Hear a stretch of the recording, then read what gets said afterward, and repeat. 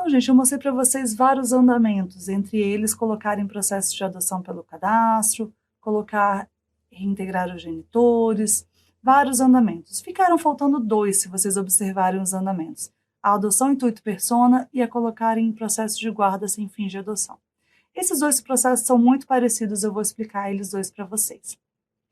No nosso sistema, nós queremos que sejam cadastradas todas as adoções, independente da forma que ela for realizada, seja ela por relação de parentesco, seja por relação unilateral, qualquer adoção que seja deferida de crianças e adolescentes tem que ser informada dentro do sistema. Então, nós mostramos para vocês como fazer a adoção pelo cadastro. Nós cadastramos a criança e vamos fazer uma busca dos pretendentes previamente habilitados. Quando o pretendente aparece na vara já com uma criança específica, aí é um outro procedimento. Nesse caso, os pretendentes não vão ser cadastrados na aba de pretendentes. Eles vão ser cadastrados diretamente no processo de adoção pelo cadastro. Então, em regra, nós temos uma criança que é cadastrada no sistema diretamente para colocar em processo de adoção. Ela, em regra, não passa pelo acolhimento quando ela vai ser adotada diretamente. Algumas vezes a pessoa entra com o processo de adoção combinado com a destituição do poder familiar. Nesses casos, nós podemos colocar o processo de destituição dentro do campo de dados do processo, como eu mostrei para vocês dentro do cadastro de processos. Outras vezes, a adoção pode ser unilateral e não há destituição do poder familiar. Não tem problema nenhum. O sistema permite fazer a adoção intuito persona, mesmo sem destituição do poder familiar, porque às vezes o pai já é desconhecido ou o juiz vai determinar que fique em nome de 2 pais ou 2 mães na certidão de nascimento. Por isso, não é obrigatório colocar uma destituição do poder familiar para finalizar uma adoção intuito persona. Para a gente fazer a adoção intuito persona, nós vamos ter o cadastro de uma criança e, em regra, como eu falei, ele vai surgir como não identificado. E esse cadastro dessa criança não identificada pode ser colocada em processo de adoção intuito persona. Tá? Para isso, a gente vai apertar o botão de editar e vamos apertar no andamento, colocar em processo de adoção intuito persona. Tá? E aí, depois disso, o sistema vai abrir alguns campos para a gente na aba de status para serem preenchidos, que é o campo de justificativa. Nele, você vai colocar um resumo da inicial desse processo de adoção. Então, o que a pessoa está alegando para pedir essa adoção direta no sistema?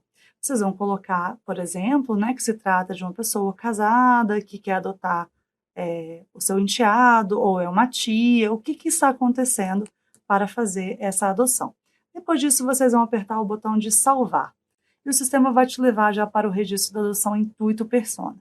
A gente já tem o campo da criança preenchido, e depois a gente tem a informação se é ou não família extensa.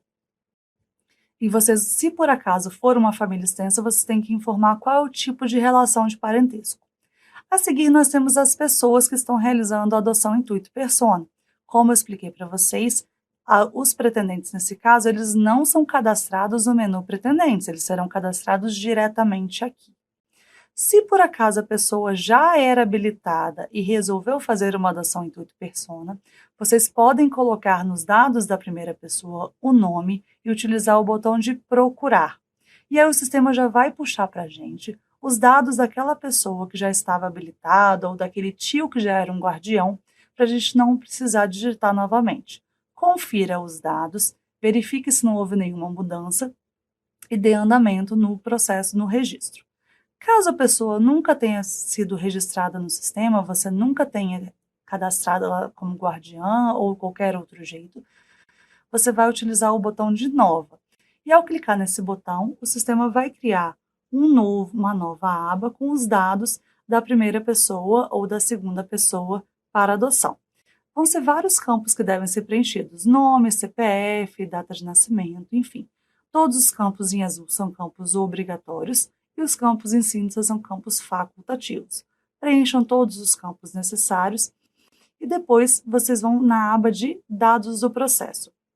O sistema vai pedir o dado do início da convivência, que é efetivamente a data em que a pessoa começou a conviver, mesmo que seja há anos atrás, não tem problema nenhum, o motivo, e o sistema me traz 4 hipóteses: a unilateral, relação de parentesco, guardiões judiciais, então é a guarda judicial de crianças maiores de 3 anos, e depois são as hipóteses excepcionais diversas do artigo 50, parágrafo 13, que são muitos os casos que nós temos nas varas de infância.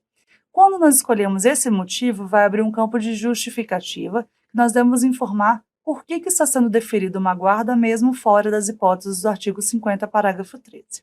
Depois vocês informem a data da entrada do processo e o número do processo, também no formato de 20 dígitos, sem pontos e sem traços. Ao final, vocês vão clicar no botão de adicionar, e aí vocês vão ter o início do registro da adoção intuito persona. Para finalizar essa adoção, é do mesmo jeito que nós finalizamos a adoção pelo cadastro.